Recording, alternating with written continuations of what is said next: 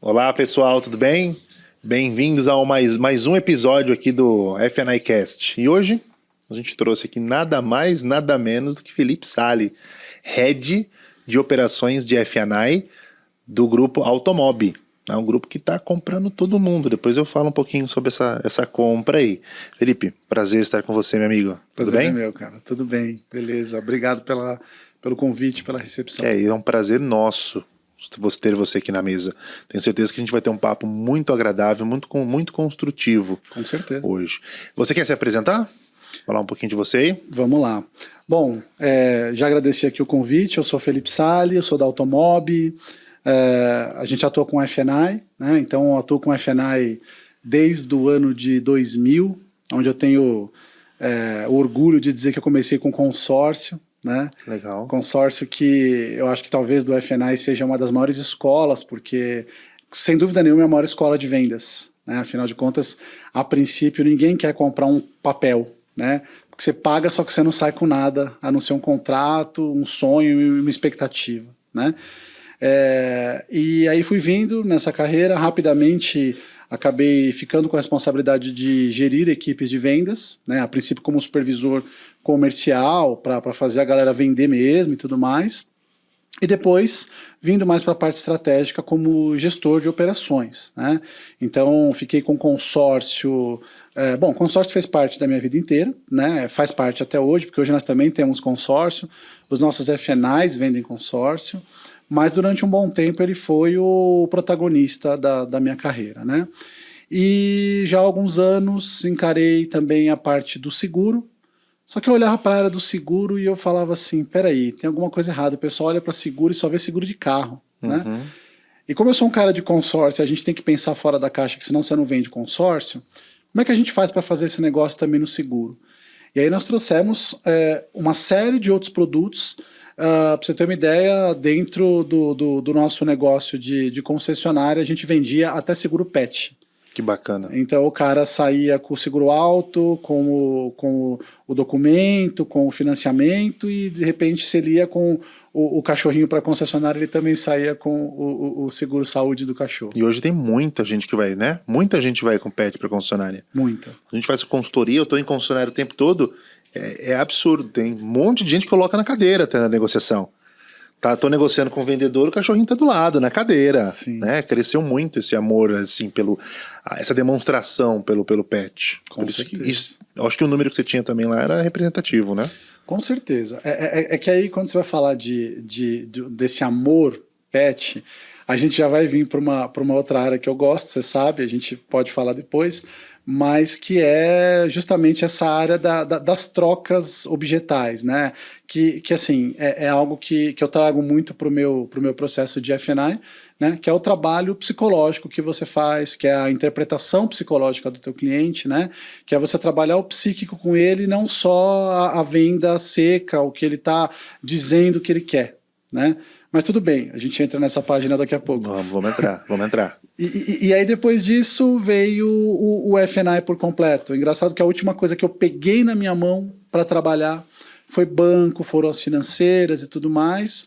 E aí sim, né, tivemos então o começo de uma trajetória com o F&I no seu modelo americano mesmo, com todos os produtos, um profissional, né, que a gente vai chamar na concessionária de manager de F&I, né, que é o cara que faz toda a venda dos serviços financeiros, né, e que ajuda esse cliente a sair de lá muito mais esclarecido e organizado com as suas questões e com os adventos que podem vir a acontecer, né? Que são as linhas todas de seguro, todas as proteções que você vai comprar, né? E até o teu planejamento financeiro para a trajetória que você quer do teu carro no decorrer da tua vida, né?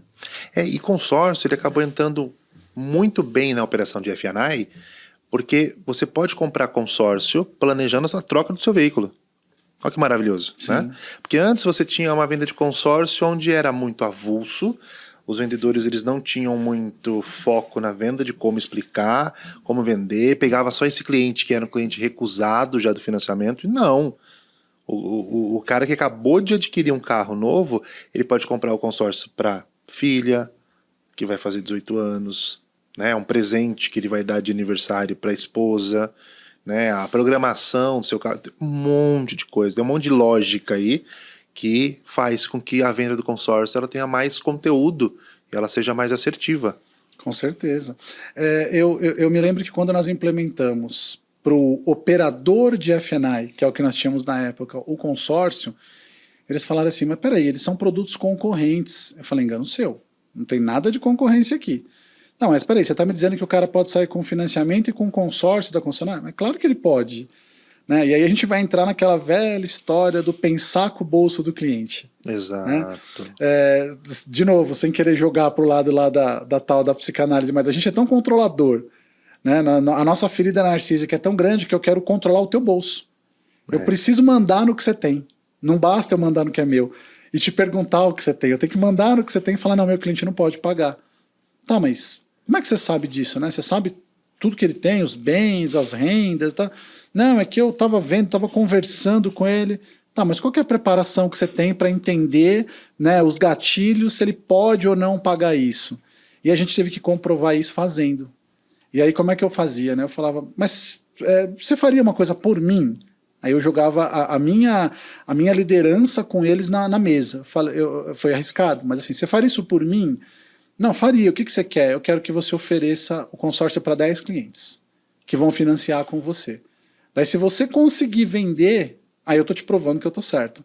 Se você não conseguir, você tá me provando que eu tô errado e eu sou humilde o suficiente para mudar a estratégia.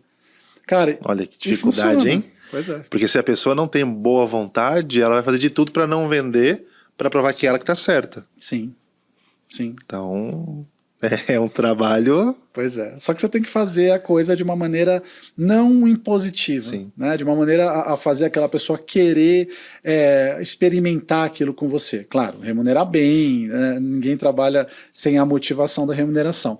Mas, além disso também, né, fazer com que essa pessoa conheça o produto. E por isso que eu acredito tanto na área dos treinamentos. Né? O pessoal fala, pô, mas separa muito o teu time para treinar. Eu falo, graças a Deus. Né? Eu paro 2, 3 vezes por mês ali, a galera para fazer treinamento, para tirar dúvida, vamos levantar a mão, vamos ver.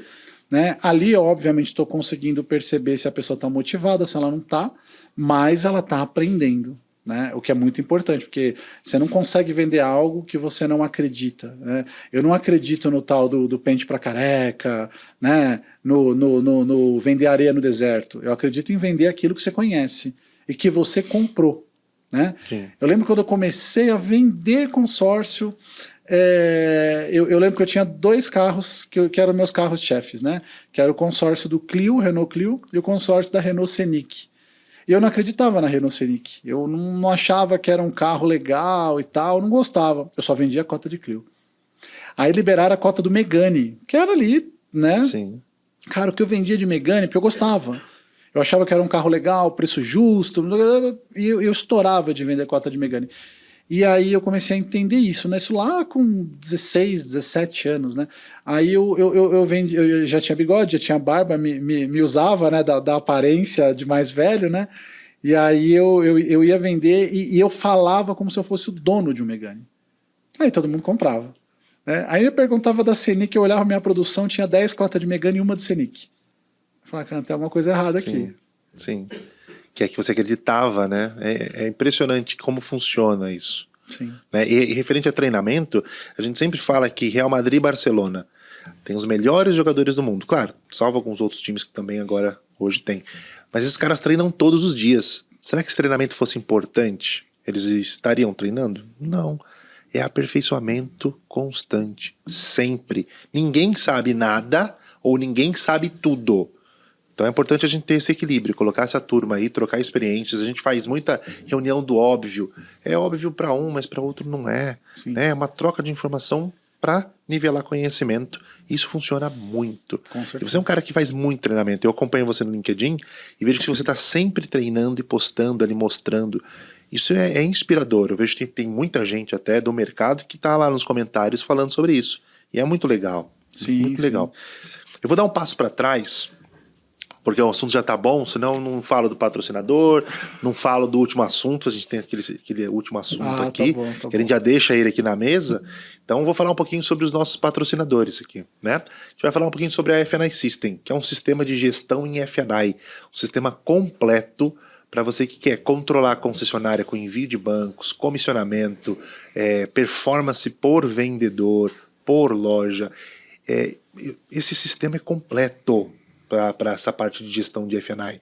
Vale a pena você entrar em contato com a Ana Cristina, que vai ficar aqui os contatos dela, e pedir uma apresentação rápida, objetiva, né? Ela vai fazer uma comparação de como está seu F&I hoje sem o software, como ficaria com o software, mostrando todos os índices e ganho que você vai ter com a ferramenta, tá bom?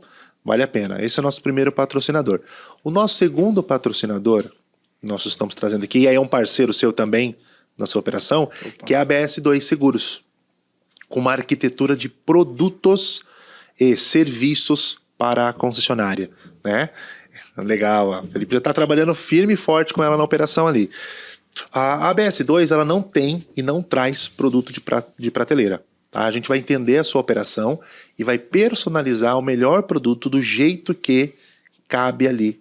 Né? Entre a SPF, a gente tem diversos SPFs de valor fixo, diversos produtos de SPF de valor percentual, autopartes, conteúdo, dia, garantia mecânica, entre outros. Então também vale a pena a gente bater um papo e aí vocês podem me chamar para a gente mostrar o que tem de melhor e o que cabe bem na sua operação. Tá bom, gente? Então, falando dos patrocinadores, próximo item agora é um presente do F&I Cast. A gente sempre deixa um presente do F&I Cast, que é o último assunto. Vamos ver qual é o seu aqui.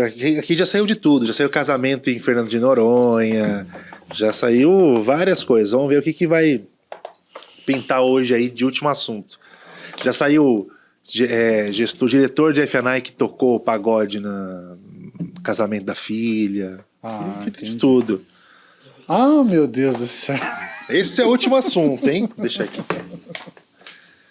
Essa é a foto que a equipe, que a produção acha. A produção vai fundo no negócio. Muito legal, muito legal. Olha só, que legal. Vamos entender um pouquinho dessa veia artística aí, hein? O que eu faço aqui? Deixa que eu coloco do lado aqui do nosso Carfax. Vou mostrar aqui na câmera. Dá um detalhe aqui do... E esse aqui é o nosso último assunto. Depois você vai explicar pra gente. Se bem que no decorrer aqui da nossa conversa, a gente vai acabar entrando um pouquinho nesse universo. Sim. Mas depois você vai falar dessa foto aqui. Não, legal. Isso porque a gente também não achou a foto do treinando, porque você foi quase um jogador de futebol. Chegamos ali, quase então, aconteceu. A gente não achou uma foto dessa para dividir. A gente ia dividir, mas também vai ser um assunto que vai entrar junto aí, hein? Tá bom. Vai contar um pouquinho desse lado aí. Você deixou com a boca seca agora. Posso abrir essa água? Fica à vontade, fica à vontade. Bom, quando você coloca água aí, eu vou organizar aqui uma linha de raciocínio dessa sua trajetória. Tá bom. Você é formado em... Sou formado em marketing. Depois da formação de marketing, eu fui buscar MBA em gestão empresarial e gestão estratégica de pessoas. E aí depois vim aqui para a linha do psíquico. Do psíquico. Eu queria entender porque isso te ajuda muito na parte da sua gestão. Né? Totalmente. Trazer as pessoas, entender as dificuldades, ajudar as pessoas a passar por algum problema para ela te trazer performance. Sim. Você já atendia antes de começar trabalhando em concessionária ou não? Como é que... Não, então vamos começar pela concessionária, então. Certo. Esse mundo de concessionária, você entrou quando? Esse mundo de concessionária eu entrei de 99 para 2000. Que foi justamente quando eu comecei a trabalhar com consórcio. Aonde? Eu entrei trabalhando na Renault. Na Renault direto? Pois é. Não na montadora, né? Eu entrei num grupo de concessionárias, né, do ABC Paulista, e eu trabalhava com consórcio Renault. E aí muita gente nem sabia que tinha consórcio Renault, né? Mas foi uma escola sensacional, porque eram dois convencimentos. Um de que consórcio era bom e dois de que a Renault tinha consórcio. Porque ninguém sabia. Todo mundo conhecia consórcio do banco né, os mais conhecidos ali, enfim, e Renault. Nossa, mas Renault tem consórcio?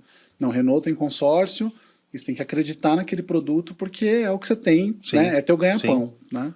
Isso em... Isso em 99 para 2000. Tá. E aí era autônomo, era só comissão. Mas assim, eu entendo que a tua condição de trabalho quem faz é você, né? Então, poxa, legal, você, né? Eu tava começando a minha vida ali, né? Então eu lembro que eu fiquei um mês na função de garçom. Eu pegava a bandeja com as duas mãos. Acho que não era muito a minha. E aí depois de um mês eu tava, né, ali conversando com os amigos e falaram, puxa, tem um negócio ali para fazer que é venda de consórcio. E aí era uma área que ela aceitava muito bem os autônomos, né? E beleza, então eu fui, fiz uma entrevista rápida, eles viram que eu era esperto e tal, e beleza, me deram a oportunidade ali de trabalhar com consórcio. E você podia sair a qualquer momento, você não tinha nenhum vínculo empregatício, né? Mas eu resolvi fazer a minha vida ali. Você ficou quantos anos lá? Lá eu fiquei 10 anos, mas como vendedor foram 8 meses. Depois você começou a montar a equipe, é isso? Depois me deram uma equipe na mão, que era uma equipe complicada, eu tinha 8 meses, eu tinha acabado de fazer 18 anos, pra você ter uma ideia. E a pessoa não sabia, né? Então, assim, eu tive uma oportunidade na minha vida, cara, que foi trabalhar com performance de pessoas desde quando eu me entendo por gente profissional. Sim. Né? Então, é claro que você erra, você acerta, você bate cabeça, só que também é um experimento, né? Eu costumo brincar, ou quando eu estou dando aula, ou quando eu estou dando treinamento, alguma coisa que eu falo, pessoal, nós somos todos ratinhos de laboratório uns dos outros. É mesmo. Né? Bom, o próprio Freud fala, né, que eu existo através do olhar do outro.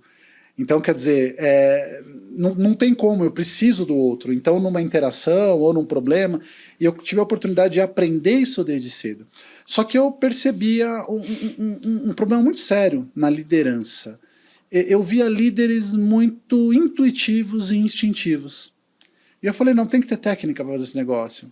Tem que ter alguma coisa a mais, não pode ser só você aprender a malandragem disso e daquilo, não. Tem que ter alguma coisa a mais. E eu passei a minha carreira procurando, naquele começo, um pouco do que era. Claro, eu lidava bem com pessoas, isso é importante, né? Um líder que não lida bem com pessoas não tem como liderar. Mas aí você sabe o que eu fui descobrir? Que a grande virtude é que você não seja um líder. É que você seja um apoiador.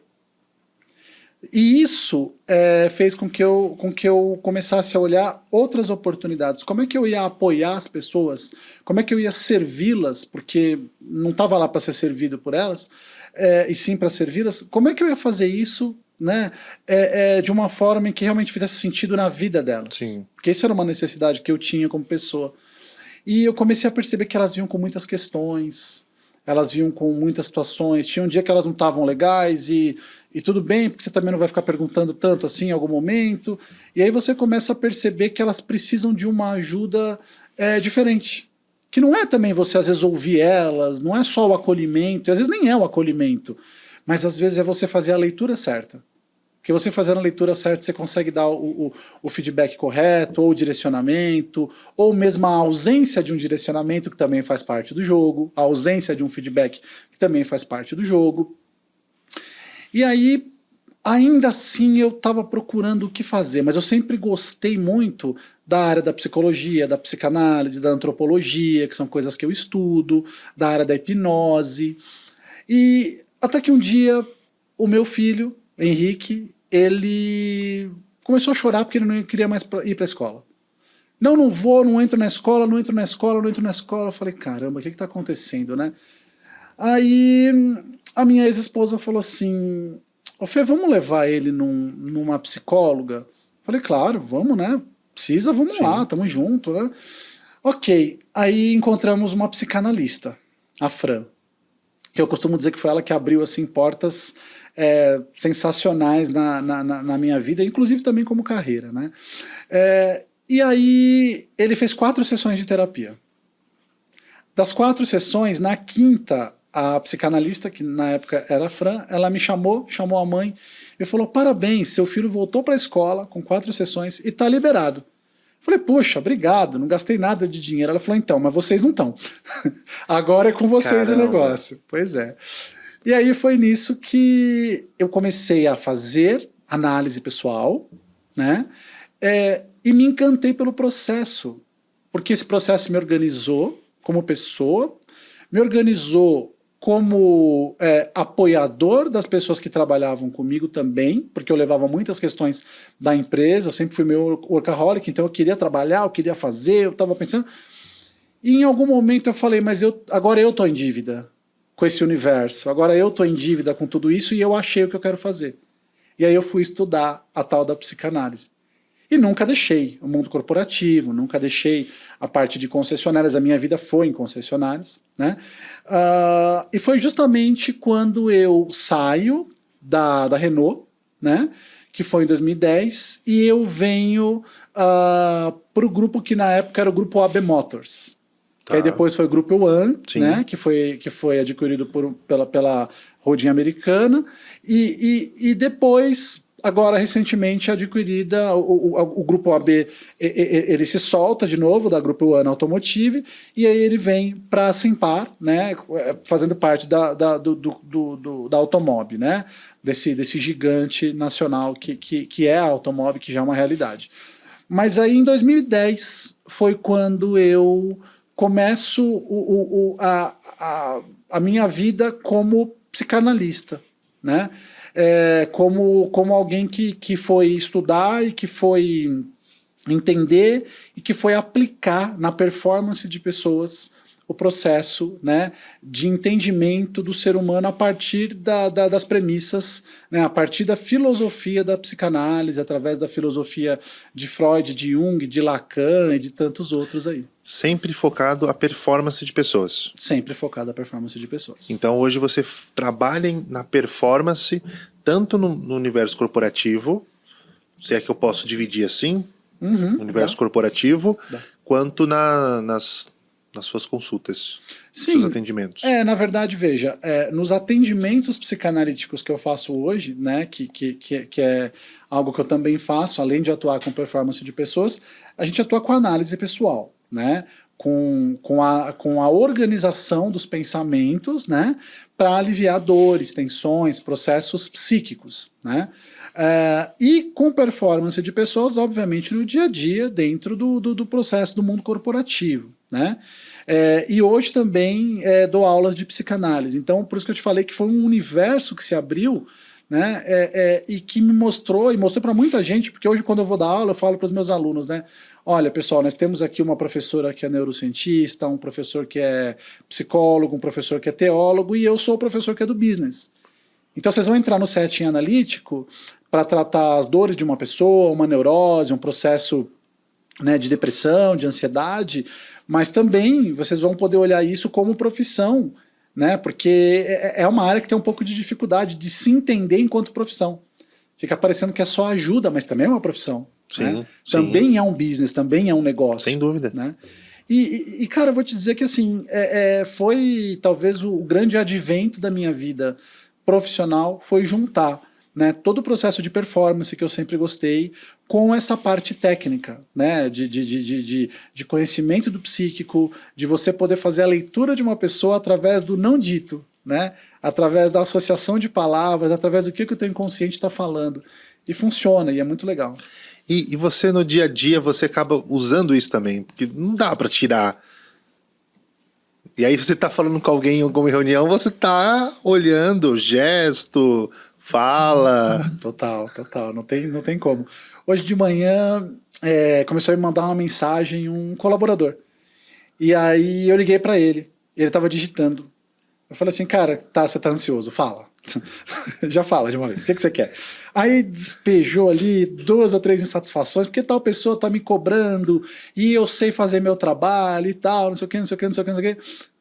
E aí você vai falar com a criança dele. Porque o que você faz, né? Quando você tá num momento de tensão, quando você tá nervoso, quando você tá puto, você volta para um processo regressivo, você volta para tua fase de fixação. Que nós temos a fase oral, a fase anal e a fase fálico-genital, que são as 3 fases de fixação. Certo. Então você percebe a pessoa quando ela tá brava e ela quer falar. Pô, você tá voltando pro colo da sua mãe, né? Você tá voltando pra tua fase oral. Então deixa eu falar com a tua criança, né? Ou então a pessoa que ela quer estar empoderada, ela quer, não, olha, porque em mim ninguém vai mandar, eu sei o que eu faço, eu sou o dono do meu nariz. Essa pessoa está na sua fase fálica, ela está precisando daquele falo na mão dela para ela se autoafirmar. Então vamos trabalhar isso nela. Né? E a gente tem resultados excelentes, excelentes. Só que não depende só de mim, depende de eu te ajudar e você querer essa ajuda. Né? E é bem legal. Mas é maravilhoso. É maravilhoso. E agora a gente tá conversando aqui, eu já tô olhando para você e falando assim, ele tá me analisando. Não, aqui. de jeito nenhum. O processo de tensão é muito grande para ficar analisando alguém. Você não quer fazer isso o dia todo. Tem isso também, né? De você não querer ficar fazendo isso o dia todo. Não. Porque senão sua cabeça... Tanta coisa para você resolver e ainda você ficar tentando analisar toda hora, não dá. Você não dá conta. Não dá conta. É muita tensão, você fica maluco, é impossível. As pessoas me perguntam assim, você briga com seu filho? Professor, os alunos me perguntam, eu brigo, quebro o maior pau com aquele moleque. Você é psicanalista, eu sou psicanalista aqui, pô. Não sou psicanalista em casa. Em casa dá licença que eu quero ser seu pai. Exato, me dê esse direito, eu né? Eu quero educar errado, eu quero estragar. E é isso aí, cara, faz parte. Faz parte. Não é? Faz parte. E quando você entrou, então agora vamos falar da UAB Motors. Né? Você entrou nela, liderando já alguma equipe de consórcio ou não?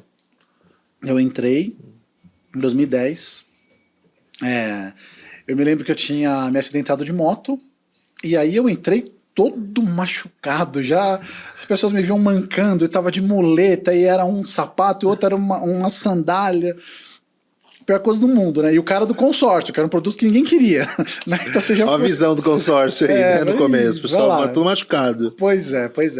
E eu tinha aberto mão ali de uma equipe grande, que eu fazia gestão, né, na empresa anterior. Mas o desafio foi muito interessante, porque na época, quem me deu aquela oportunidade foi o Kaká, que era o nosso diretor-geral naquele momento no grupo, mas eu via uma oportunidade diferente, por quê? Porque a Honda, e olha a questão da performance, né? Ela era muito focada em ranking de vendas e tudo mais, né? E o grupo que eu fui tocar, que era o grupo André Ribeiro, ele era o número 90 do ranking. E eu falei, caramba, aqui tem um desafio, né? E é uma ligação muito forte com a montadora, uma coisa que a Renault não tinha, uma coisa mais profissionalizada do consórcio. Bom, resumindo, dali para 2020, que foi a pandemia, quando chegou a pandemia, em todos os anos posteriores nós nunca ficamos abaixo de terceiro no ranking. Eu conheci a Áustria, sendo premiado pelo consórcio Honda, eu conheci a República Tcheca, eu conheci Chile, eu conheci França, eu conheci Portugal, eu fiz cursos de especialização em Portugal, eu fiz... tem mais um país aí no meio que eu não lembro agora, conheci a Suíça. Então, assim, foram...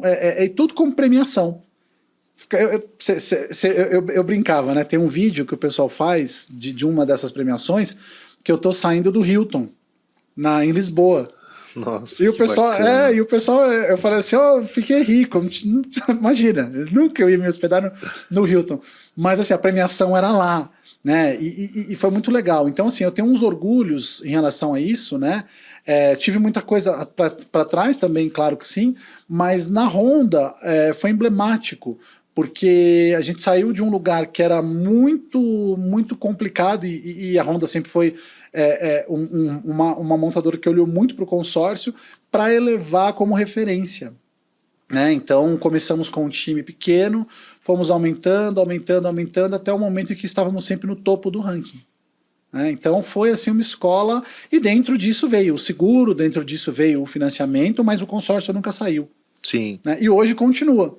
E olha como o mundo roda, né? A primeira pessoa que me recebeu na Honda quando eu cheguei, a primeira pessoa que apertou a minha mão, chama-se Ingrid Machado. Ela era a gerente de consórcio dentro da montadora na época, né? E esse ano, há 3 semanas, eu tive o prazer de contratá-la como gerente de consórcio do meu time. Olha isso. Então, quer dizer, agora tudo que você me ajudou e que você fez lá atrás pela sua competência, né? Você me ajudou a chegar aqui e agora eu quero te dar a oportunidade de você acreditar. Então, sabe aquela coisa de me dar a mão que eu te dou a mão, daqui a pouco você me dá, daqui a pouco eu te dou de novo, porque você é competente, né? E ela tá trabalhando com uma raça, com uma gana, com uma vontade, sabe? Ela lembra muito a Leila, assim, sabe? Aquela coisa de se acelerar e tal. E trabalha pra caramba. Então, assim, foi uma pessoa que me ajudou demais e eu tive a oportunidade de ter o prazer de trazê-la agora para que ela possa fazer tudo o que ela fez nesses 25 anos e ela não está mais lá, né? A gente não tirou ela da Honda, muito pelo contrário, ela tinha saído da Honda. Nós tivemos a oportunidade de trazer ela para fazer a mesma coisa conosco agora dentro da automóvel. Eu acho que eu conheci. Você me apresentou ela na loja do Tatuapé. Na loja da Radial. Da Radial, quando o Gustavo estava lá. Foi. A gente até falou, a gente vai trazer ela para cá para bater um papo de consórcio. Ah, tem muita história, viu? Tem. Só lá foram 25 anos? Só lá foram 25 anos. Tem alguns ícones no mercado, né? A própria Elisângela, um beijo, eu fiquei de responder para você aqui, se eu te amava, eu te amo, viu? Tá aqui nas perguntas, tá aqui, a gente colocou essa pergunta dela, que ele foi e colocou lá no Instagram, ela deixou lá. E não é pouco, não. Bom, são muitas histórias, né? Enfim, mas e a Ingrid é outro desses ícones do mercado também, né? Pessoas que abraçam um produto e se transformam em referência nesse produto, né? Isso é bem legal. E a gente precisa muito dessas pessoas. Muito. Tem que estar perto. Porque são pessoas que entendem do mercado. Mesmo o mercado se atualizando, essas pessoas já se atualizaram juntos. Isso a gente já sabe, né? Mas tem coisas que não muda. Tem coisas que deu certo no passado que a gente volta a fazer e vai dar certo de novo. Vai ser sempre assim. E então, aí a sua entrada lá foi só com consórcio? Só com consórcio. Você montou uma equipe? Nós montamos a equipe de consórcio, criamos a cultura, né? Culturizamos o grupo de modo geral.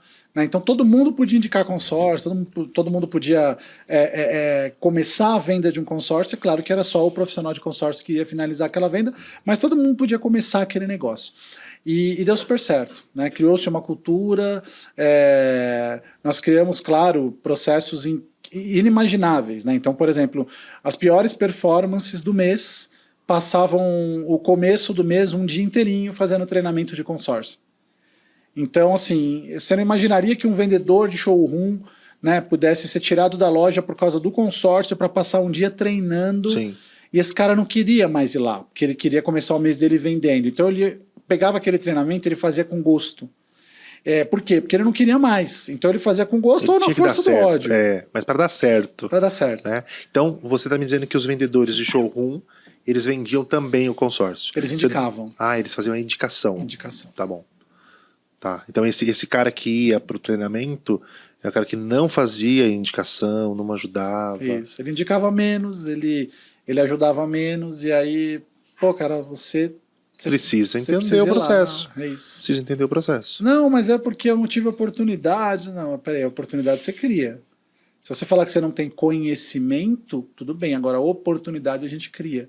Não, legal, então eu vou, vai. Ótimo, legal, obrigado. A gente fazia um dia agradável, mas também um dia que ele tinha que aprender, que entender, e super funcionava. E isso em 2000 e... Cara, de 2010 a 2020, porque quando veio a pandemia, a gente precisou tomar algumas decisões, até porque todo mundo parou, foi aquele momento em que muitas empresas começaram a dispensar pessoas e a colocar as pessoas em stand-by e tudo mais, né? Poxa vida, a concessionária vai fechar. Então como é que eu faço? Eu vou vender o consórcio por telefone e tal, mas será que eu preciso de todas aquelas pessoas? E essas decisões são decisões que são tomadas acima, em alta diretoria, em comitês de gestão e tudo mais, né? E aí veio o seguinte... Felipe, é o seguinte, né? Por que você não pega as tuas pessoas que hoje são só consórcio e coloca elas para fazer a linha de seguros também? E aí a gente começou a fazer isso. Nem todos se adaptam, é claro, mas a maioria se adaptou. E aí a gente sai só da linha do consórcio na mão deles, daquelas pessoas, para trabalhar outros produtos, né?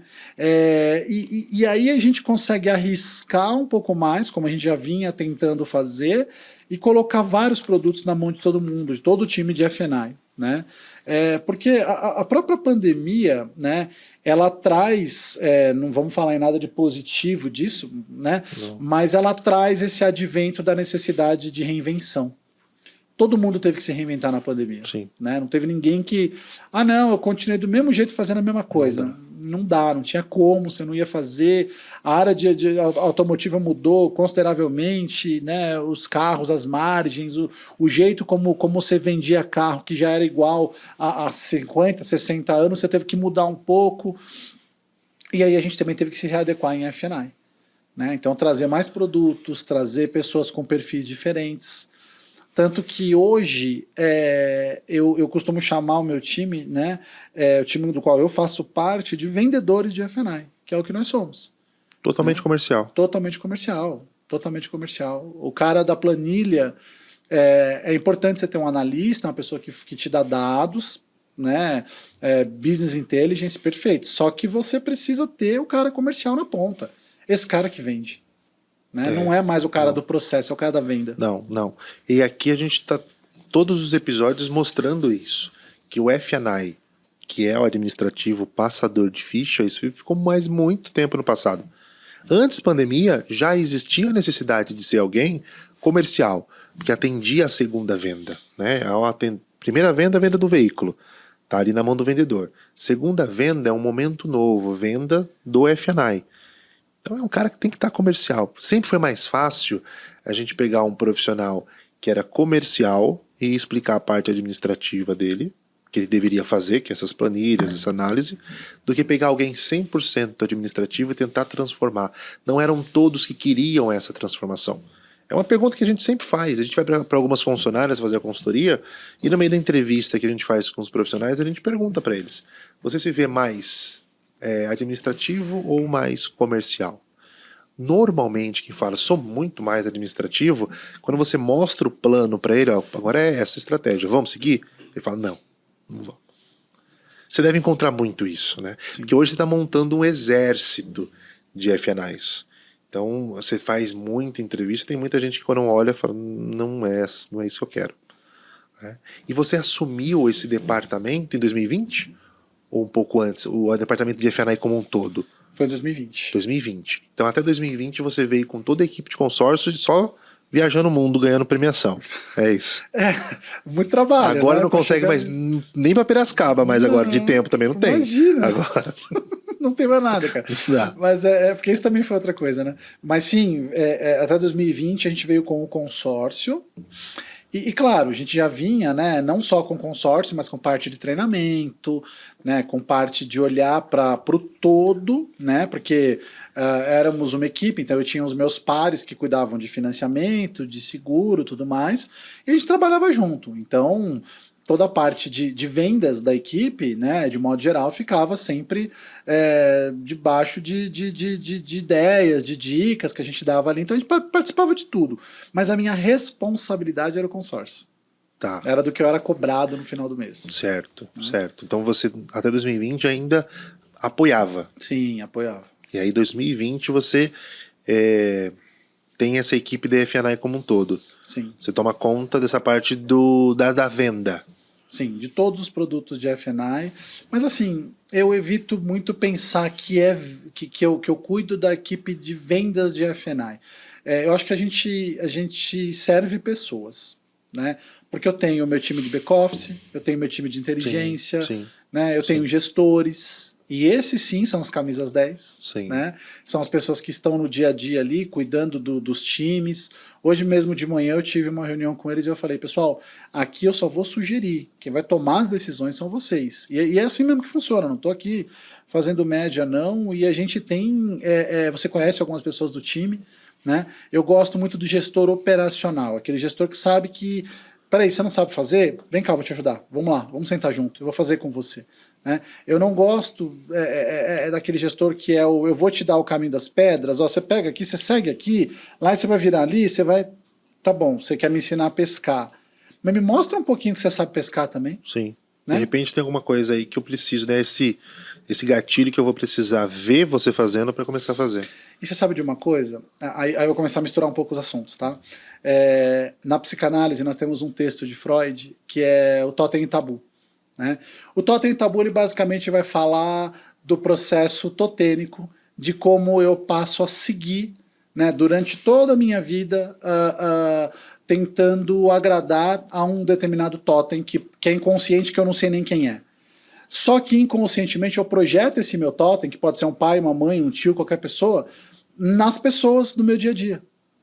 E é engraçado como o que a gente chama, né, corriqueiramente numa mesa de almoço de chefe, né, o meu chefe, o teu chefe, que na verdade, né, é uma pessoa que invariavelmente nós projetamos a nossa figura paterna ou materna. E a gente não percebe isso. Só que, onde eu quero chegar com isso? Quando eu projeto a minha figura paterna ou materna, eu quero orgulhar essa figura. Sim. E eu também quero que ele me mostre que eu posso confiar nele. Eu também quero que ele me mostre que ele tem a caixa de ferramenta. Sabe? Então eu gosto do gestor que fala, você não sabe como é que você vai oferecer esse produto? Não. Vamos lá na mesa, eu vou oferecer para você a primeira vez, a segunda se precisar, e vou fazer aqui uma venda, depois você faz sozinho.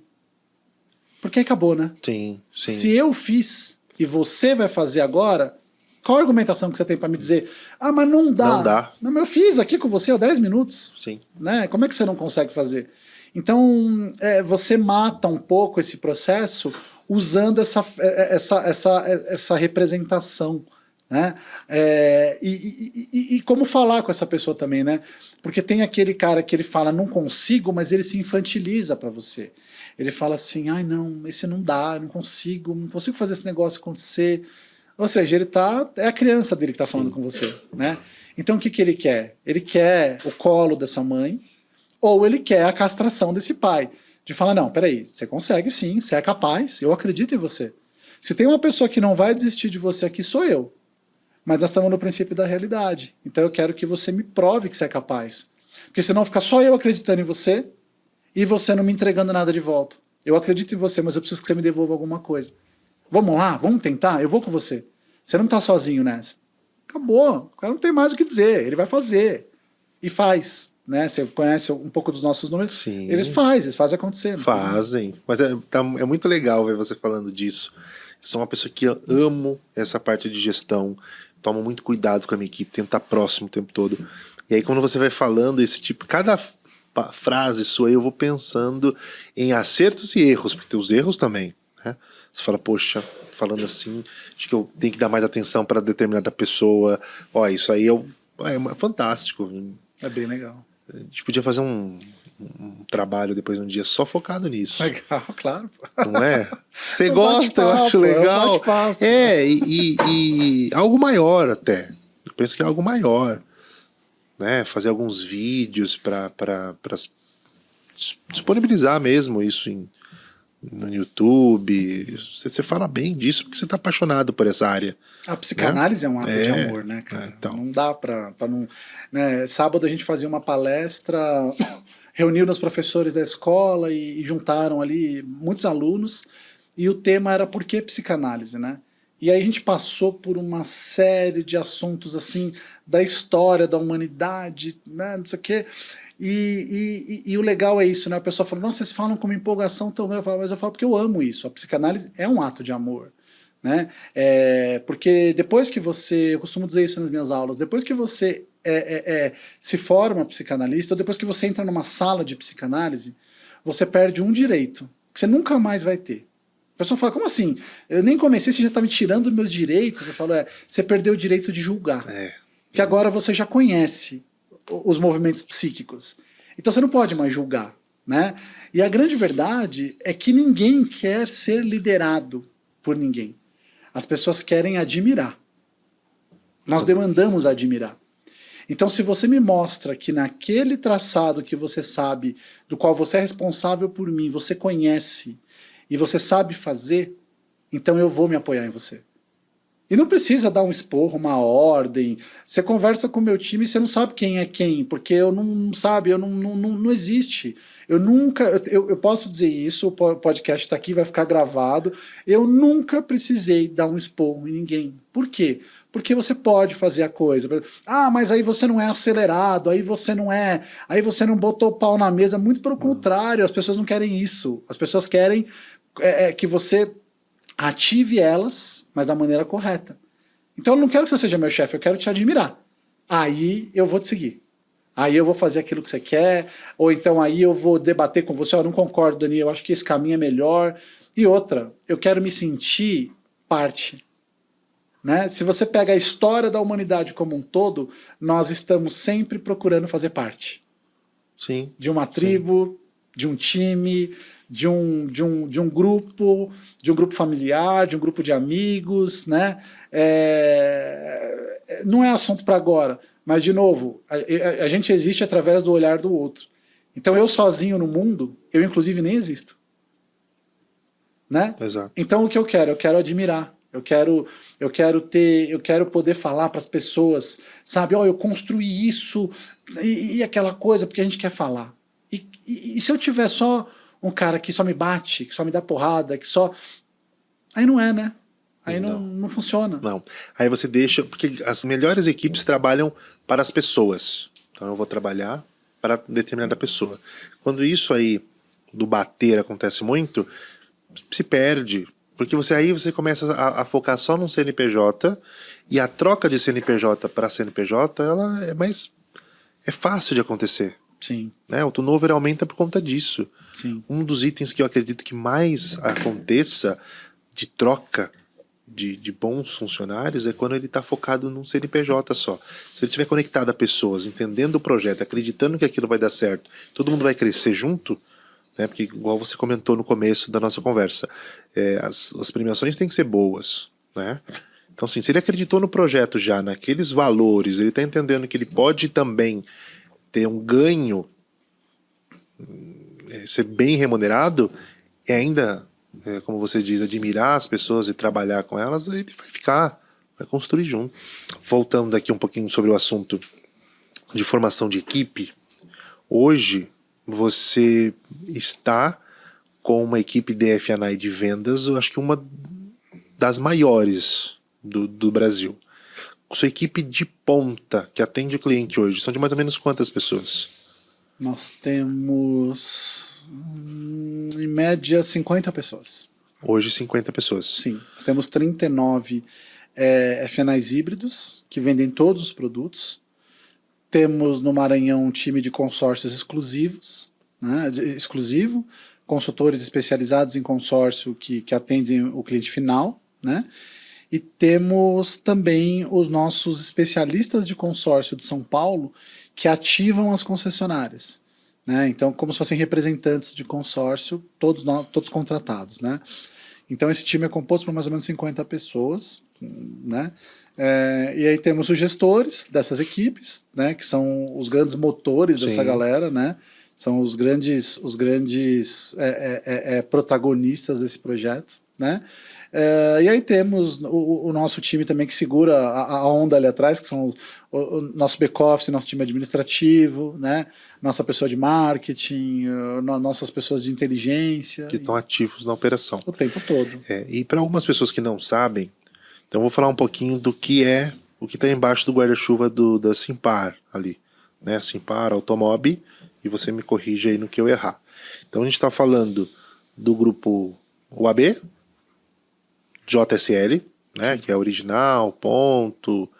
Então, o AB, a gente está falando de grupo JSL original. Nós estamos falando de tem a Green. Auto Green. Altstar. Sim. Um braço da saga do Maranhão, sim, que agora está com vocês. Original Maranhão. Que agora virou Original Maranhão, é sim, isso? Sim, Original Maranhão. Foi Sagamar, depois virou Original Maranhão. Tá. Mais alguma que eu esqueci aqui? Não, olha, o AB, Altstar, Original São Paulo, Original Maranhão, Green. Isso compõe hoje a Automob. Estas são, né, as torres que nós chamamos que compõem a Automob, aproximadamente 72 concessionárias. Certo. E aí, A gente está falando do Grupo Simpar, tem ainda a Movida. O Grupo Simpar tem a Movida, né? O Grupo Simpar tem a Vamos. Vamos. Tem a Transrio, que são ali já o braço de caminhões, né? A Vamos é a locação de caminhão. Sim, tem a Vamos, né? E tem a Transrio. O que é a Transrio? Transrio é a venda de caminhões. A né? venda do caminhão mesmo. Isso.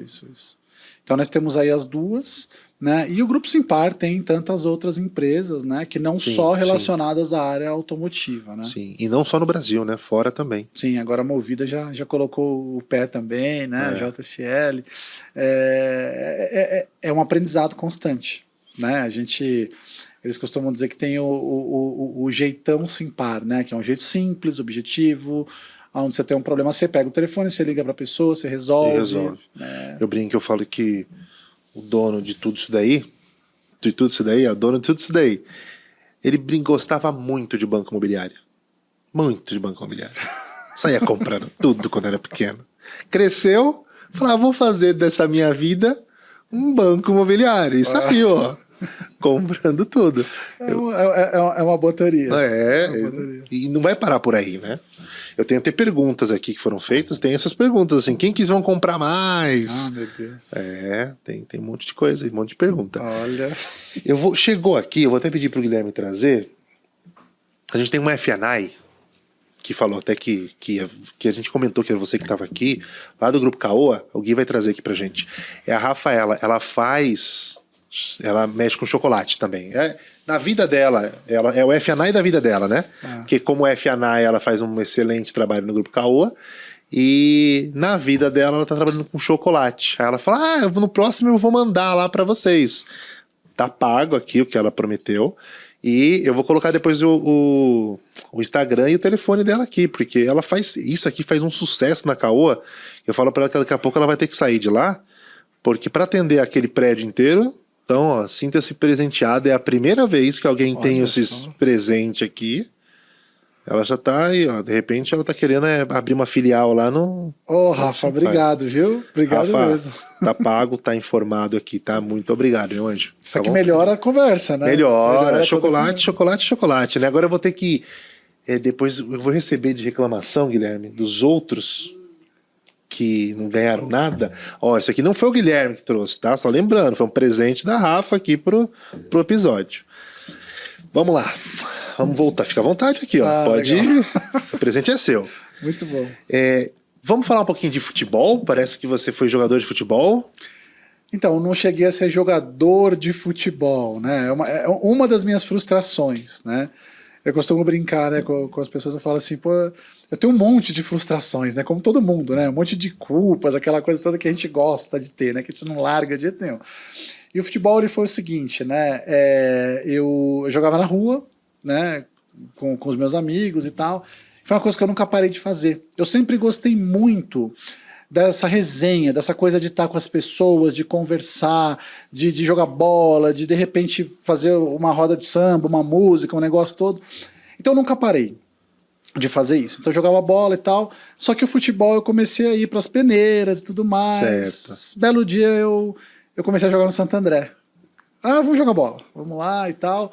Passou na peneira. E aí eu era volante, mas aí eu lançava bem, eu enfiava a bola e tal, não sei o quê. Aí me colocaram como meia-direita do time, né? E aí, legal. Comecei a jogar, tudo mais. E aí, um belo dia, a gente estava esperando isso há meses. Tinha uma peneira, que era a peneira do São Paulo, mas era no Santo André. O time do São Paulo, ele ia lá no Santo André e eles iam olhar os principais destaques do time, né? E tinha algumas pessoas falando de mim ali. Né, falando, cara, você joga bem naquele dia, você tem oportunidade, joga bem, vamos lá, acelera, tal, não sei o que. Beleza.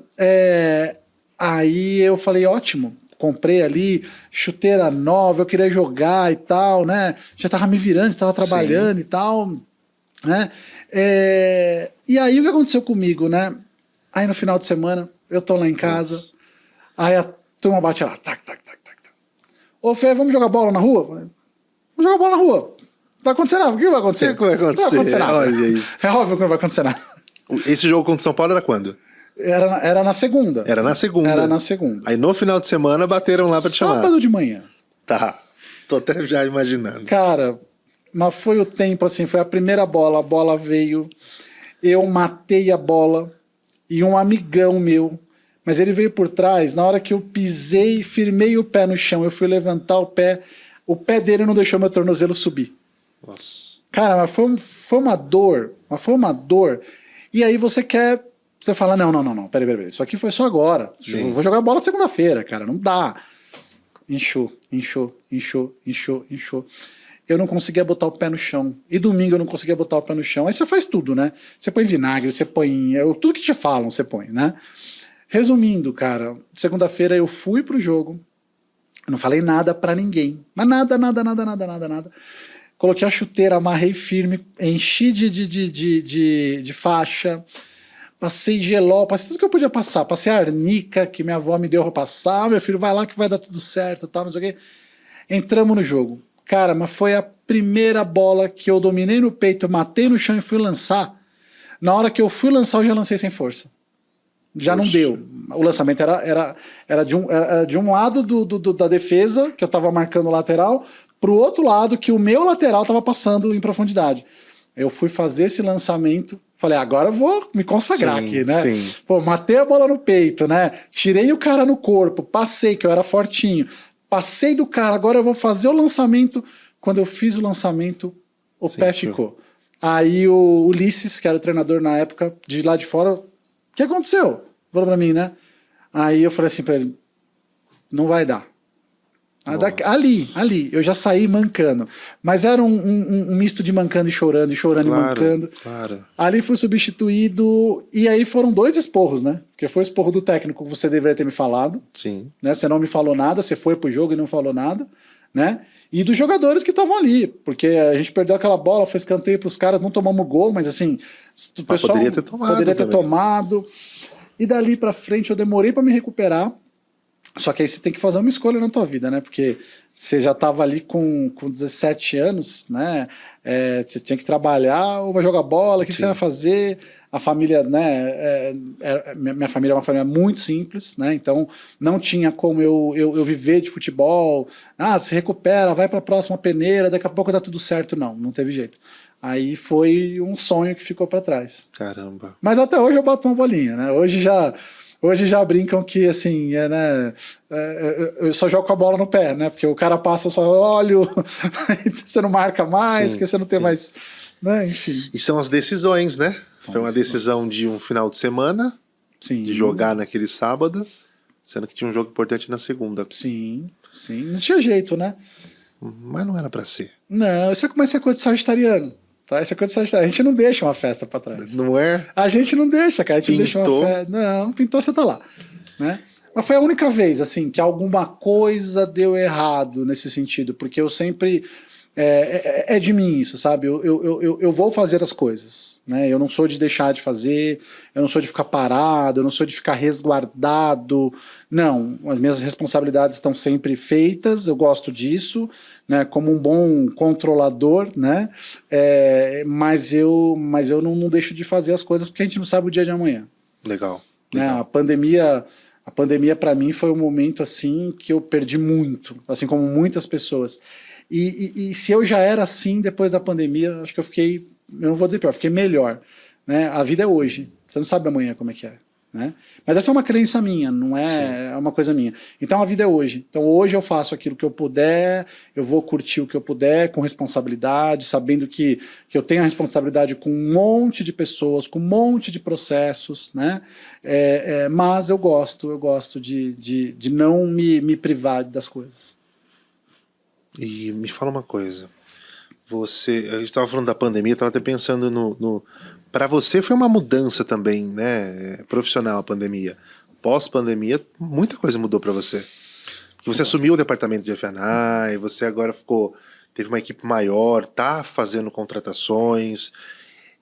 E você é um cara muito ativo, muito ativo. Você tá toda hora dentro de concessionária, tá toda hora mostrando para as pessoas que você tá lá olhando. E eu vejo que treinamento e acompanhamento para você é alguma coisa muito importante. Sim. Antes pandemia. Era isso também? Você já tinha essa visão? Sempre. Eu sempre acreditei na técnica. Desde a época que eu jogava bola, inclusive. né? Então, assim, pô, vamos bater falta, né? Eu sempre dou esse exemplo, né? Eu colocava muito bem a bola, mas meu chute não era forte. Então eu tinha que colocar bem a bola, com o efeito da chapa, ou com o efeito da rosca, e bater bem na bola e bater forte. Então, enquanto eu não fizesse isso, eu não queria parar de treinar. E eu sempre trouxe isso, né? O treinamento. Hoje de manhã na reunião eu falei para os meus gestores, né? Patrícia, vamos treinar teu time? Você precisa fazer treinamento. Quanto você vai fazer essa semana? Né?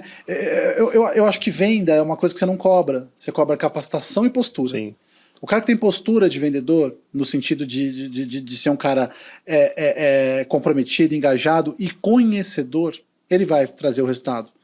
Né? A menos que ele esteja com alguma questão pessoal, e nós estamos preparados para ajudar nesse sentido também. Mas assim, o treinamento sempre foi, né? Eu sempre acreditei muito nisso. Então, treina equipe de vendas, treina equipe de consórcio, treina equipe de F&I. Não estando com F&I ainda treinava, porque treinamento de vendas foi uma coisa que eu sempre dei, neuromarketing, PNL, neurolinguística, foram coisas que eu sempre trabalhei, sempre dei treinamento, sempre dei palestra. Então, era muito fácil fazer isso e é uma base do meu trabalho. Né? É uma coisa que eu gosto de fazer, talvez seja algo que você pode entregar para onde você está. Né? Os treinamentos, a técnica para fazer isso, materiais. Né? A gente usa uma ferramenta muito legal, tá? Que chama-se Eneagrama. O Eneagrama é um estudo de personalidade, são 9 eneatipos, né? Dentro da tua personalidade, ele não é astrologia, nada disso, é ciência mesmo, certo. Tá? Tem o Eneagrama, tem o DISC, tem o PET, que a gente usa muito, sim, mas o Eneagrama é o que eu mais gosto. O que o Eneagrama faz? Ele me dá o teu tipo de personalidade. Então ele vai me dar desde como que eu consigo me comunicar com você para você entender o que eu estou te falando, porque essa é uma responsabilidade de quem está tocando a operação. Né? Não adianta eu falar para você que você me entenda na minha linguagem. Né? É a mesma coisa da gente ter um relacionamento de amor, eu te dar amor do jeito que eu quero te dar amor e você me esperar o amor do jeito que sim, você quer receber. Né? Tem um processo aí. Então, dentro disso, o Eneagrama ele me ensina como é que é a tua personalidade. Como é que eu tenho que lidar com você? Então, por exemplo, eu vou fazer um processo seletivo em que eu quero vendedores, aviões, então eu vou lá buscar alguém com o Eneatipo 3, que é a pessoa da performance, que é o Eneatipo que ele quer ganhar, ele não quer competir. Ele não está nem aí para competição. Uhum. Ele só está aí se ele estiver lá no topo. Se ele não tiver, inclusive ele fica mal. Né? Ah, não, eu preciso de um gestor e eu preciso de um gestor que acolhe o time. Então eu vou buscar um Eneagrama 2, que é o gestor, que é a pessoa que acolhe, que é aquele que quer entregar, é o doador, né?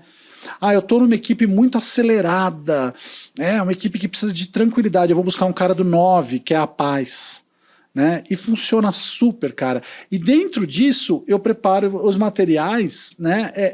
E as minhas lideranças para lidar com as pessoas, né? Então, o treinamento ele tá o tempo todo, cara. Ele não vai sair nunca. No meu processo, ele vai estar sempre. E o seu time está preparado para contratar também nessa configuração. Seus gestores, eles já entendem isso. Os meus gestores, eu respeito muito o perfil de cada um.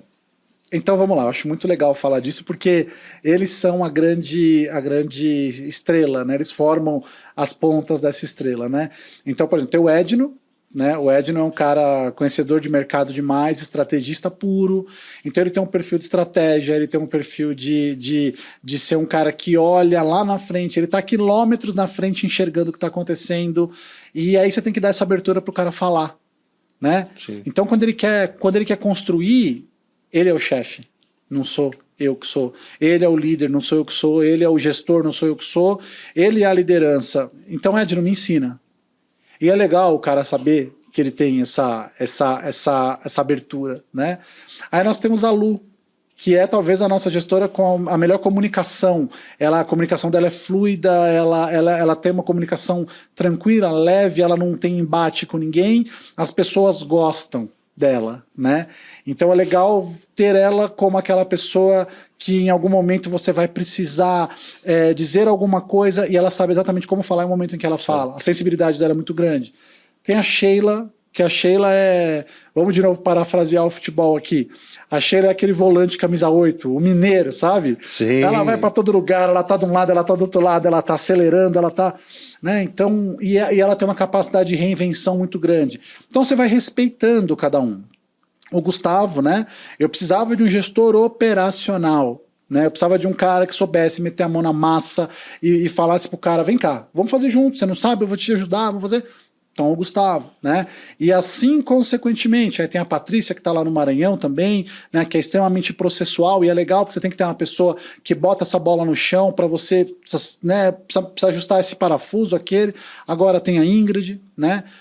Então, assim, eu respeito muito o jeito deles. E eu tento me adaptar ao jeito deles trabalharem e vou incluindo um pouco do que é meu. Então, respondendo a tua pergunta, eu faço sempre 2 entrevistas, antes do RH. Né? Então eu vou, ou eles vão, a gente procura a pessoa, eles encontram a pessoa, eu encontro a pessoa, eles entrevistam, daí eu entrevisto e a gente manda para RH. Por quê? Porque eu vou fazer essa entrevista olhando mais o perfil psicológico e eles vão trazer o que eles querem para eles. Né? Porque no final das contas, se eu quiser alguém e eles não quiserem, eu não vou contratar. Porque eles que vão tratar com essa pessoa dia a dia, né? É isso aí. Agora, se eles quiserem alguém e eu não quiser, eles vão contratar. Ou você vai ter que convencer, por que não? Não quero Nem convencer. tenta. Sabe por que eu não quero convencer? Eles têm que ter a caneta na mão deles. Certo. Né? Senão você não quer. Ou é teu ou você não quer. É mais ou menos isso. Sim, faz todo sentido. Porque ele monta a equipe, aí estrategicamente, aquela contratação que você falou faz todo sentido. Muitas vezes você pode querer e eles não, então você nem convence. Porque pode ser uma estratégia, tá faltando uma peça na equipe deles, que essa peça precisa ter seu 9, seu 2, seu 5. E você sabe o que é legal nisso tudo? É legal que é o seguinte, eu sei que eles deveriam contratar, mas aí eles não contratam, por exemplo. E aí eu vou falar para ele, Daniel, você deveria contratar, mas se você não quer, eu tô com você, eu tô fechado com você. Legal. Porque isso é legal deles saberem. Só que aí depois dá alguma coisa errada, aí eu falo, vamos me ouvir agora? Vamos trazer essa pessoa? E aí você vai ganhando o ouvido, porque eles percebem o quê? Esse cara que está comigo, ele tem que ser ouvido porque ele sabe do que ele está falando. Né? Que é o que a gente vai de novo puxando para a psicanálise, que é o que o Lacan vai chamar de sujeito do suposto saber. Que é o seguinte, você não está me convencendo porque você tem a caneta marca minha. Você está me convencendo porque você sabe. Você está me convencendo porque você tem o conhecimento.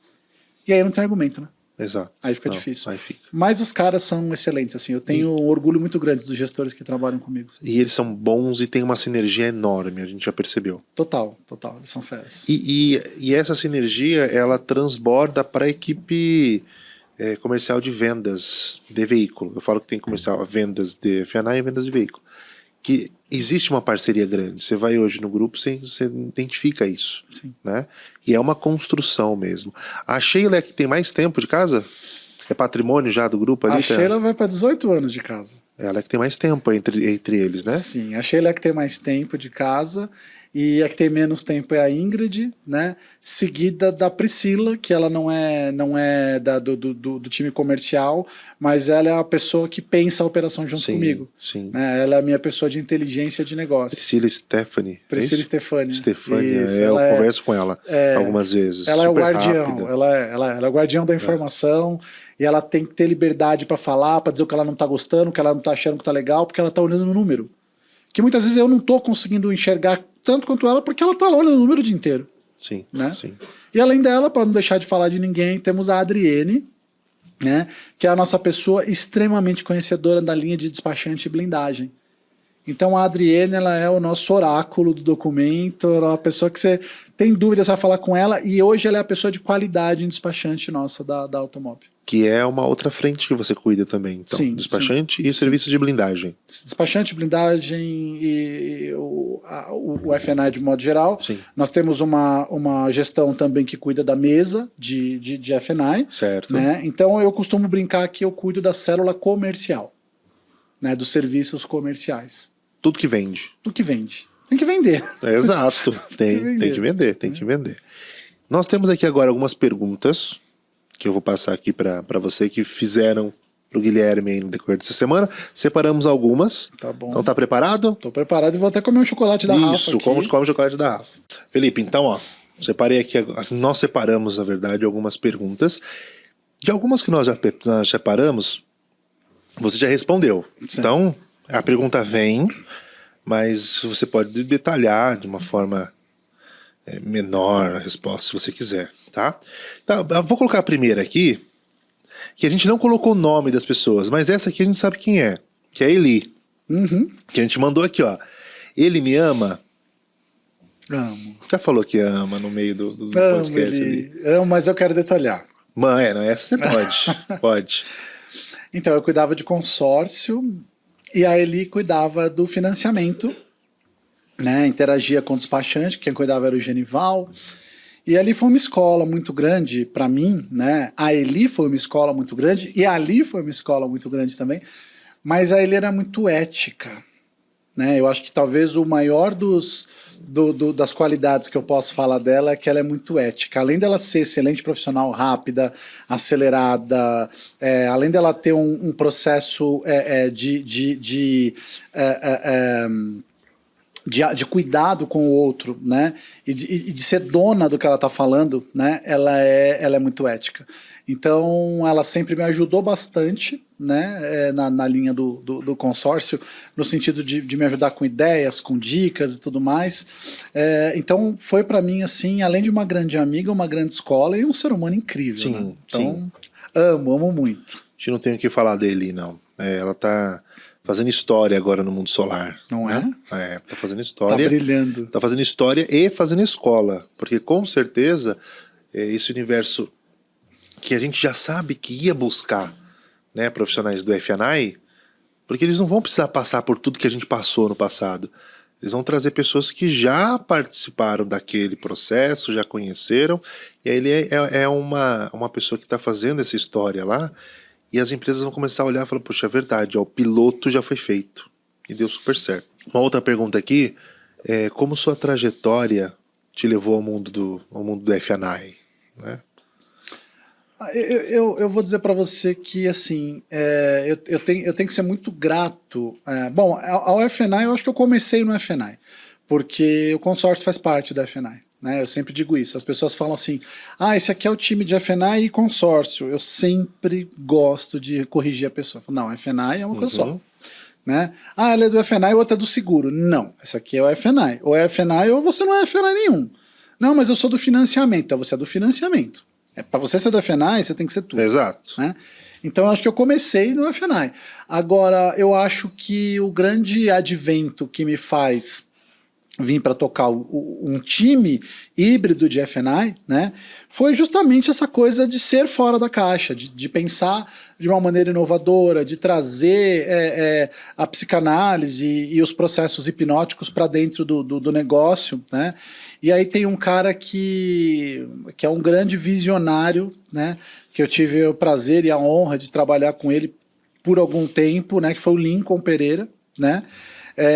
E o Lincoln foi o cara que me fez o convite para ser gestor de FNI. E ele falou justamente isso. Eu quero um cara que pense como você pensa, diferente do que a gente está acostumado. Legal, vamos lá, vamos encarar. E é isso. Então eu acho que a gente sempre foi FNI, mas a trajetória de entrar no FNI propriamente dito de todos os produtos veio aí a partir dessa coisa de ser vendedor, de ser um cara que gosta de inovar um pouco as coisas. A nossa primeira reunião, eu me lembro de uma frase que você fez, que eu nunca mais esqueci, que você falou assim, quando eu entrei para operação, ninguém me falou que não podia vender consórcio no FNI. Ninguém me falou que não podia chegar numa penetração de tal valor. Ninguém falou que não podia vender 2, 3 produtos. E a gente foi fazendo. Né? Aquilo me marcou. Não sei se você lembra. A gente fez uma reunião lá na Vila Olímpia. Eu falei, caramba, olha que legal. Sim. Né? Ninguém te barrou. Falou, vai, faz, olha, a gente precisa disso. E foi o que você foi construindo. Né? Sem ninguém barrar, e você tá na cadeira que você tá hoje, é mérito seu e da equipe que você construiu. Sim. Né? Sem ter nenhuma barreira. Sim, sim. E eu tenho FNIs que a gente contratou para ser FNI, que eram vendedores de consórcio, vendedores de seguro, vendedor de plano de saúde, e hoje são FNIs, ou seja, caras que a gente trouxe para fazer uma aposta porque tinham técnica de vendas. Sim. Estão acostumados a bater a mala na rua, a oferecer, a prospectar, a vender, é esse cara que a gente quer. Porque assim, contrata um sorriso, treinabilidade. Os caras já tem um sorriso para venda, já gosta do que faz. A gente depois coloca habilidade no processo nele e a coisa flui. Sim. Né? Outra pergunta aqui, olha, qual a sua maior realização no mundo corporativo? A minha maior realização no mundo corporativo foi ter formado algumas pessoas, não é formado, perdão, corrigindo, foi ter participado, ter tido a honra de participar da formação de algumas pessoas. Né? Pessoas que hoje são líderes, pessoas que hoje têm sucesso na área, e que eu pude participar da formação deles. Eu sei que tem um pouquinho lá dentro de coisas que eles compraram das minhas ideias, sabe? Isso é muito legal. Né? Você, às vezes, alguém te liga do nada, você tá no Natal ou no Ano Novo, alguém fala, cara, você é importante na minha vida, legal. E desde aquele dia, você não lembra, aí você fala, nossa, cara, aquela situação realmente aconteceu, e o mais do que tudo, as pessoas te têm como amigo. Então, se a pessoa tiver que te mandar um post de futebol, ou se ela tiver que te mandar uma piada, ela vai te mandar. Sim. Porque ela não tá ali, não tem hierarquia nenhuma. O que tem é parceria, é amizade, é carinho. Né? Então isso acho que é o meu maior um dos maiores orgulhos que eu tenho. Né? Fora disso, poder trazer um pouco dessa coisa da psicanálise, desse mundo da psique para dentro do que a gente faz também, são coisas que eu fico muito feliz de poder trazer, de poder fazer. Deve ser muito gratificante mesmo, né? Você ver esse resultado. Olha, aqui uma outra pergunta. Quais as características que o FNI precisa ter para trabalhar na sua equipe? Primeiro, a cabeça aberta. Qual que é o tipo de profissional que eu não gostaria de trabalhar junto comigo? Aquele profissional que não tem dúvida. Ou que conhece tudo. Aquele que é assim, nossa, mas já sei de tudo, minha ideia é formada, minha cabeça é feita, então tá bom, obrigado. Tá tudo bem. Mas a gente não vai poder trabalhar junto. Eu costumo dizer que a dúvida é o tijolo da construção do meu muro, né? Sim. Então, eu estou disposto a aprender, eu estou disposto a fazer, né? Então, a primeira coisa é a pessoa que tem a cabeça aberta.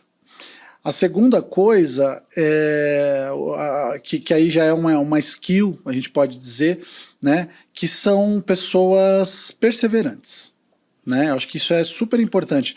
Você ter uma pessoa que ela não precisa ser automotivada, mas ela tem que ter crença, ela tem que acreditar que ela consegue, ela tem que ser resiliente também. Então eu acho que esses três ícones em primeiro lugar. Resiliência, porque como nós somos vendedores, nós vamos tomar não. Né? E se eu não consigo lidar com não, né, uma vez em que eu sou criado desde criança, qual é a primeira coisa que eu aprendo? Não. Não pode, menino. Tira a mão daí, não pode. Né? Então, se você não tiver resiliência para lidar com não, você não dá conta. Né? Se você não tiver perseverança para você conseguir, tá bom, eu não tive um dia bom, mas hoje vai ser melhor, hein? Hoje eu vou arrebentar, não quero saber. Né? E a cabeça aberta para você aceitar. Porque senão aquele meu esquema do gestor que pega na tua mão não funciona, porque você não vai querer deixar ele pegar na tua mão. Sim. Você não vai querer, você vai querer ir pra mesa falando, puta, de novo, aquele chato querendo me ensinar a fazer isso, né? O cara querendo me ensinar a vender um SPF pro cliente enquanto eu quero embutir na parcela. Aí daqui a 2 meses vem o processo. Sim, então, sim, exatamente. Por isso que a gente precisa dessas características. E o não, nós recebemos em vendas, a gente recebe muito mais não do que sim. Pô. Faz parte, né? Faz parte da criação, da sinapse do que a gente está aprendendo, esses nãos. Então, quando alguém fica muito frustrado com não, realmente trabalhar com vendas fica difícil. Ele pode frustrar, mas você tem que respirar, levantar a cabeça e seguir em frente. E ir embora. Olha, essa aqui é uma pergunta aqui curiosa, hein? Ó, quantas lojas o grupo vai ter até o final do ano? Você assinou alguma NDA para poder... Então, tem perguntas que são complicadas. Vamos fazer uma coisa? A gente faz um outro podcast no final do ano e eu respondo quantas lojas o grupo terá. Exato. No final do ano. Exato. Melhor. Hoje tem 72. Hoje tem 72. Sim. E nós já ouvimos por aí que o grupo tá preparado para ser o maior grupo da América Latina, então dá para fazer as contas aí. Vamos lá. Em quais estados sua operação trabalha hoje? Hoje nós estamos, vamos lá. A gente está lá no Maranhão, a gente está em São Paulo, Sul, né, que é Santa Catarina, Paraná. Então, estados, né? São Paulo, Santa Catarina, Paraná, né? Maranhão, como a gente falou.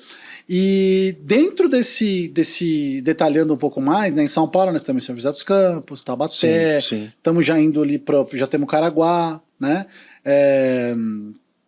Guarulhos, Zona Leste de São Paulo, ABC, né? Lá no Maranhão já são 14 operações, ali eu não vou saber dizer exatamente os bairros e tudo mais da cidade, mas é isso, então são 72 operações. 72 operações, e interior de São Paulo ali é muito legal as lojas, eu gosto muito das lojas, gosto de todas na verdade, mas interior de São Paulo eu acho a equipe ali, interior é interior, né? Interior é interior.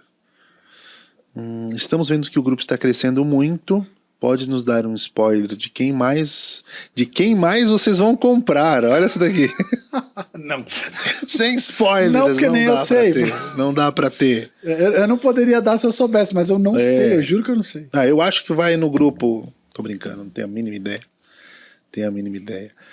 Bom, são essas. Deixa eu ver se tá faltando alguma. Seu F&I, a gente já falou bastante disso. Seu F&I precisa ser comercial? Muito comercial. Muito comercial. Muito comercial. Gostar de pessoas. Gostar de dinheiro, né? Gostar de ganhar dinheiro, porque uma coisa é você tomar dinheiro de alguém. Isso a gente não quer. A gente quer que ele goste de ganhar o seu dinheiro. Sim, né? sim. Então, trabalhar com honestidade, trabalhar com a humildade de saber que você nunca sabe tudo, que você tem que aprender mais, né? A gente respeita as características dessas pessoas todas, então nós precisamos que elas tenham também isso para com o seu cliente, né? Mas para você ter uma ideia, hoje o RH me perguntava a localidade dos nossos F&Is e eu conheço todos pelo nome. Por quê? Porque cada um é muito importante, né? Todos eles são importantes.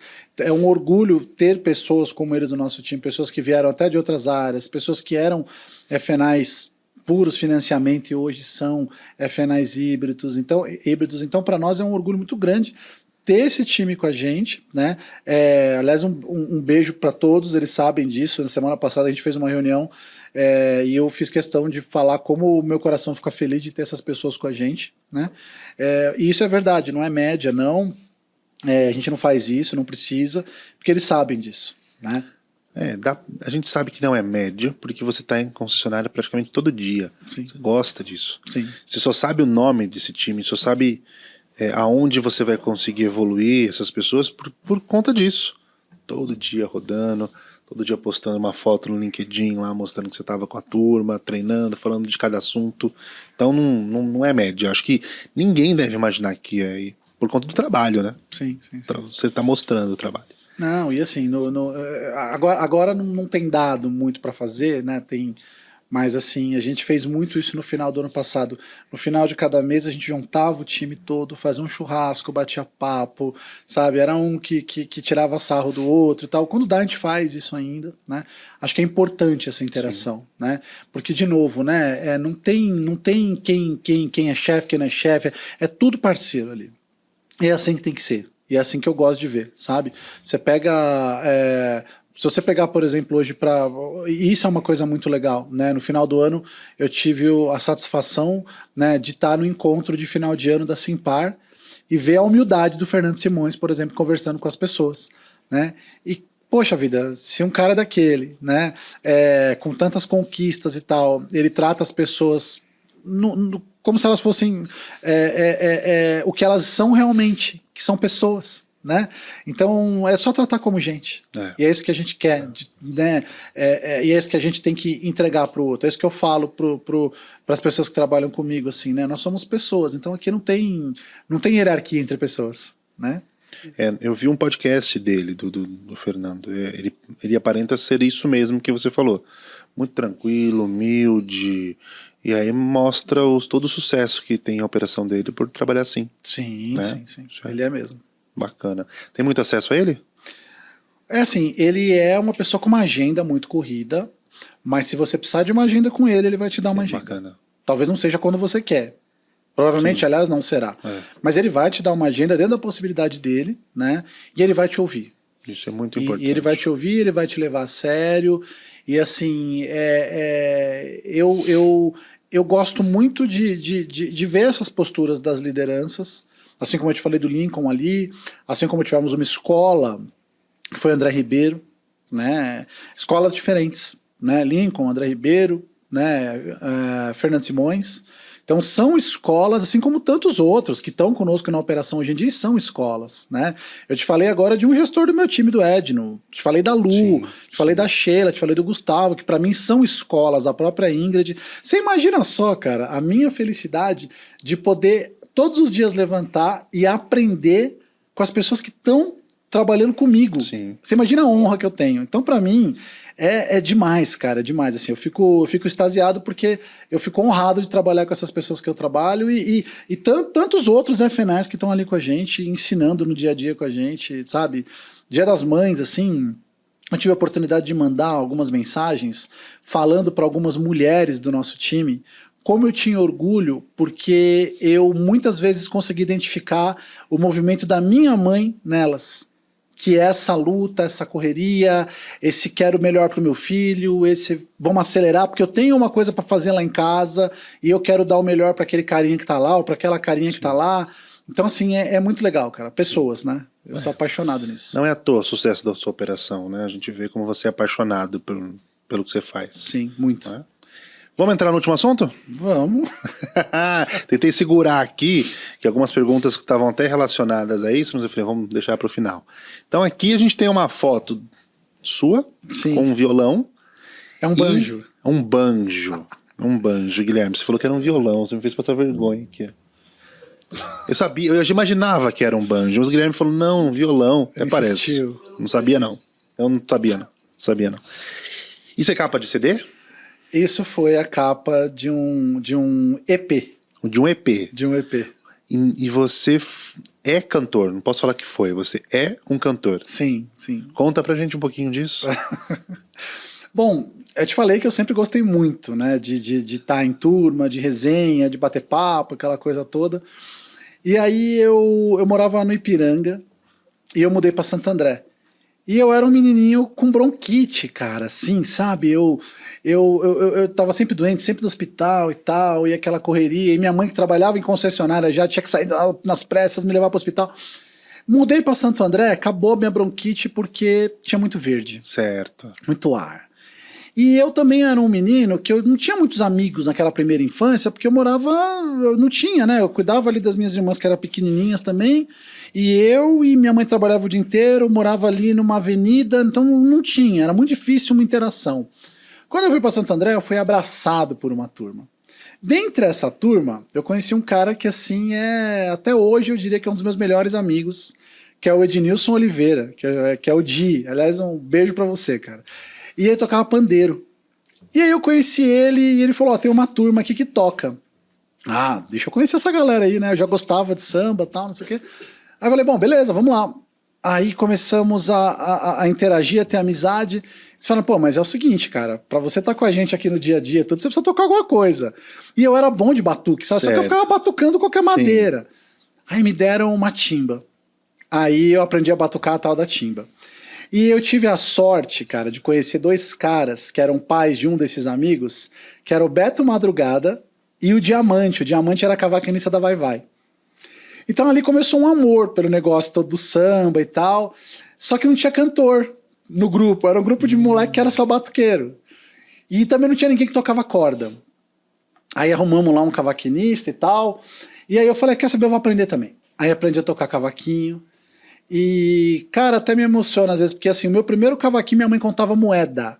A gente tinha, a coisa era difícil mesmo, sabe?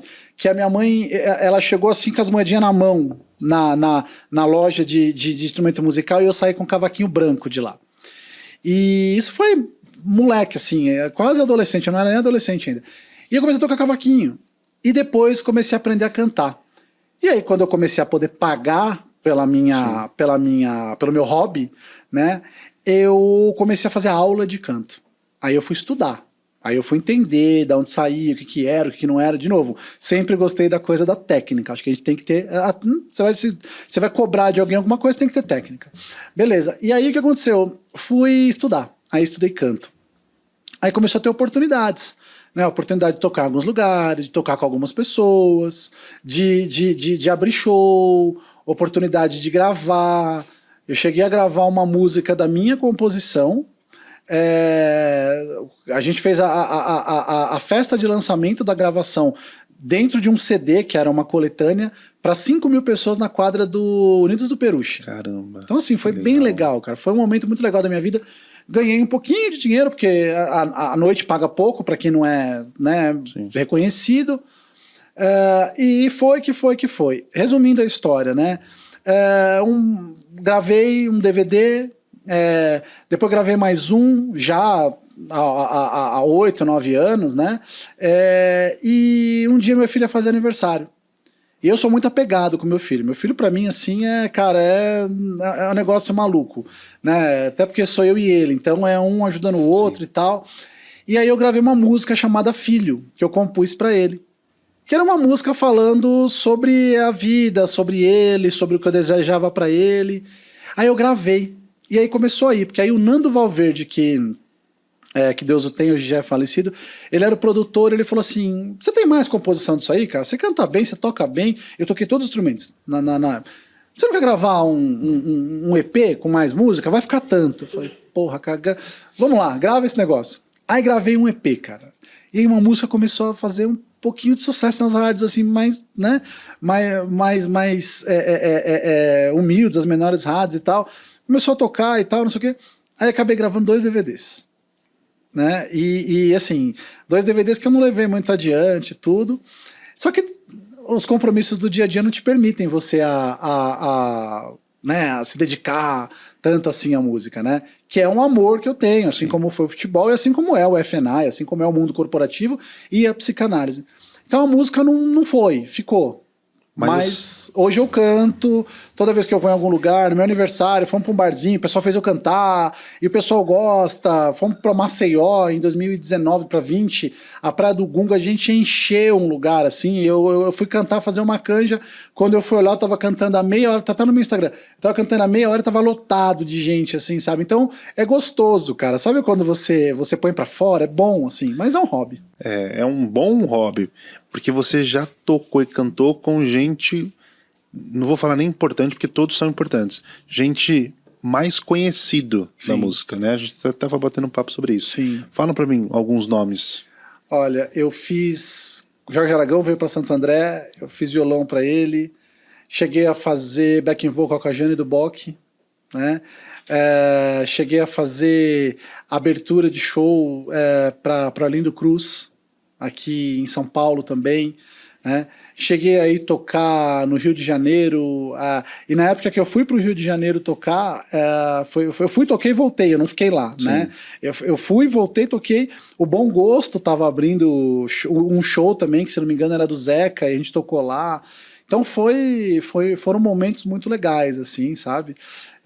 Infelizmente, os meus grandes ídolos eu não consegui tocar e nem conhecer ainda pessoalmente. Ainda. Um eu não vou poder conhecer aqui, porque ele já não está mais aqui. Quem? Emílio Santiago. Sim. Né? O outro ainda dá tempo, que é Alexandre Pires. Dá, Alexandre Pires. Recorte para Alexandre Pires esse aqui, hein? Faz um recorte para Alexandre Pires aí. Exato, exato. Então, e você pensa ainda em entrar para de repente profissionalizar isso e seguir? Não, agora eu vou trabalhar só com isso. Não. Eu já dei aula de canto, né? E aí foi o que eu fiz de mais profissional, além de tocar na noite. Eu toquei na noite muitos anos também. Mas eu acho que não. Acho que esse é um universo que ele demanda que você esteja só nele. É honesto que você esteja só nele. Não dá para você fazer duas coisas. Né? E graças a Deus a gente vem, né, consolidando, né, dando alguns passos. Quem sabe um dia a gente chega aí onde vocês estão, mas dando alguns passos como FNAs também. Então acho que tá tudo muito bom, né? Sua pressão muito boa. muito Obrigado. boa. A gente tem muito orgulho de trabalhar com vocês na distribuição de produtos, em treinamento, e a gente é um parceiro de negócios e pretende ficar muito tempo aprendendo, ensinando, fazendo trabalho junto. Um grande parceiro, inclusive. E vocês, pra gente, vocês já sabem o tamanho da importância que vocês têm. Legal. Legal? Felipe, promete que volta, Sim. porque eu quero fazer um... Como eu falei, a gente pode fazer uns vídeos, mas acho que é interessante a gente gravar um episódio só falando sobre psicanálise. Vamos lá. É muito legal esse assunto. Legal. É muito legal. E eu acho que isso vai motivar muita gente a fazer a liderança baseado nisso. Sim. Que é respeitar aquela pessoa que você trouxe para o time e saber o linguajar certo para falar com ela, né? Sim. Que aí você tem um retorno muito melhor. Promete que faz um desse? Com certeza. A gente Estamos à vai disposição. organizar a agenda aí, porque eu sei que eu sou corrida, mas tem muita coisa legal para falar disso. Legal. Tá? Agradeço também a vocês aí a oportunidade. É sempre um prazer estar contigo, né? Que é um dos entusiastas do FNI, eu costumo dizer isso, né? Assim como o Daniel Brandão também, um dos entusiastas do consórcio, como a gente sempre fala, né? E o time da FNI Brasil todo. Um beijo para Leila, né? Beijo para poxa, meu time. Obrigado a todos vocês. Vocês fazem com que a gente possa vir representar vocês aqui, mas vocês sabem que os artistas são vocês, as pessoas que fazem isso acontecer são vocês. Eu não vou falar o nome de todos aqui, porque senão eu passaria aqui, eu ia faltar um, Já e aí pensou? eu ia tomar pancada depois. Vai. Mas um beijo para todos vocês e obrigado por tudo. Vocês são demais. Pessoal, tenho certeza que vocês gostaram muito desse episódio. A gente vai deixar aí o canal aberto sempre para que vocês possam fazer perguntas. Não é porque acabou aqui agora esse episódio que de repente não tem alguma pergunta que vale a pena vocês passarem. A gente vai transmitir pro Felipe, sim. E vamos já organizar a casa pro próximo encontro. Com certeza. Legal? Parabéns pela iniciativa. Obrigado. Bem e legal. muito obrigado mesmo, tá? Por você Eu estar que aqui. agradeço. Valeu. Valeu. Tchau, gente. Até mais.